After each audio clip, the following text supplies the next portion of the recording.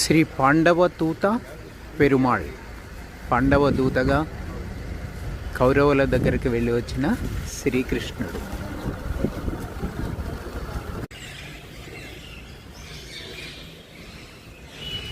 జై పాండవదూత.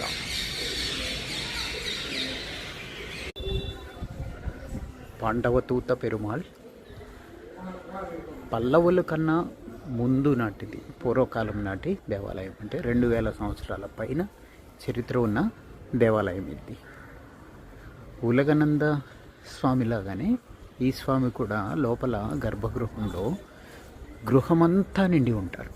అంటే మనం దగ్గరకు వెళ్ళి మళ్ళీ ఇంకా తల ఎత్తి చూస్తేనే కానీ స్వామి ముఖం కనపడదు.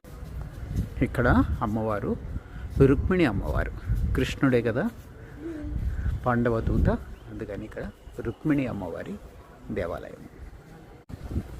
ఇక్కడ స్వామి పాండవదూత అంత పెద్ద విగ్రహంలాగా పెట్టడానికి కారణం ఏంటంటే, పాండవదూతగా దుర్యోధనుడు సభకు వెళ్ళినప్పుడు దుర్యోధనుడు కృష్ణుడికి లోతులో ఉండే ఆసనాన్ని ఇస్తాడు తను పైన ఉండి. కృష్ణుడు అప్పుడు ధృతరాష్ట్రుడికి దివ్య దృష్టిని ఇచ్చి తన విశ్వరూపాన్ని చూపిస్తాడు.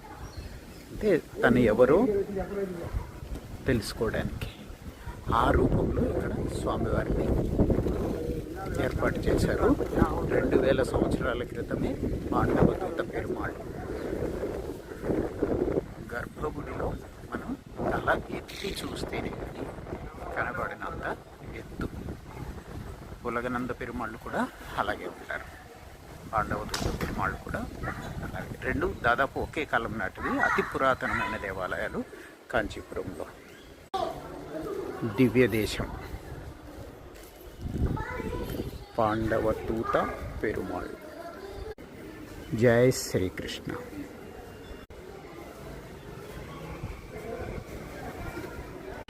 చక్రతాళ్వార్ దేవాలయం అది. పాండవదూత పెరుమాళ్.